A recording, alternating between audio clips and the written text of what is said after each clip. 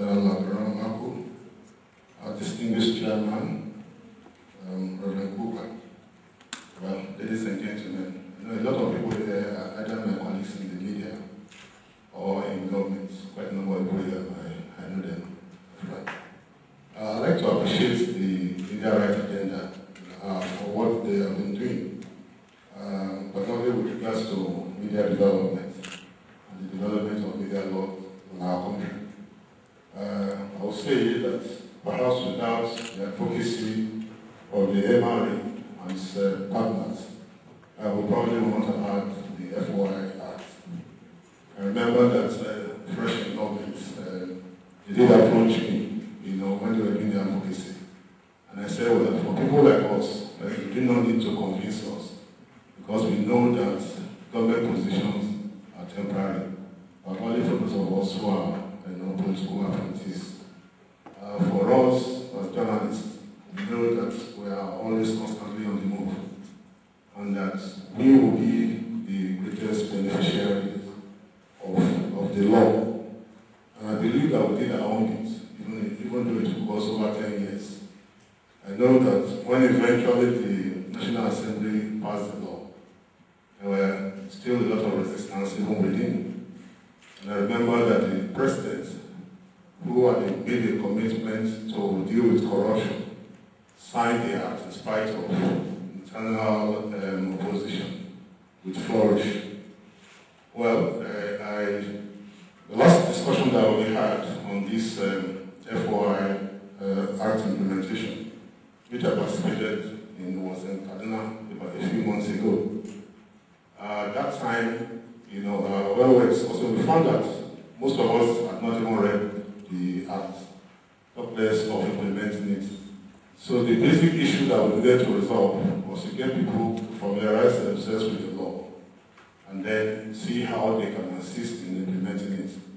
Of course, that discussion was among public officers, information officers from federal agencies, and then of course I participated and I gave the assurance that anything that we needed to do in our little capacity, we would do. I believe that's one of the reasons I'm here today, to listen to what challenges we have implementing the law, and then to take the report back to the appropriate authorities. I'm glad that the Minister of Information is here. Everybody has acknowledged in his vibrancy since he came into the government. I know so as the fact that even the President, acknowledges him and appreciates him a lot. So I am happy that he's also here, and then he'll be able to take the feedback to government, where he deals with government like with the president. So if there are areas that I need to take back, to the presidency, of course, I'll be most willing to do that. And two major points I'd like to raise. The first one is the law as regards or as relating to private institutions that perform public functions. The last time I raised the matter, I said, look, what about these private institutions that perform public functions, critical public functions? Shouldn't they be brought under the purview of the law, without them insisting that whatever response you get from them amounts to revealing trade secrets? I think that we need to look at this again, because even from this garden you can see that virtually everyone is either working with government or as a journalist. Now, I believe that the public and the private institutions that are offering public services must be brought rigorously under this law. Because we have seen in the last few months, how they will affect public interests, negatively. I believe, for instance, that if the aviation, the private interest in the aviation sector is brought under, rigorous scrutiny, what happened about 3 Sundays ago will probably not have happened. Because it will have died a natural death. People will have avoided it, knowing full well, their maintenance history.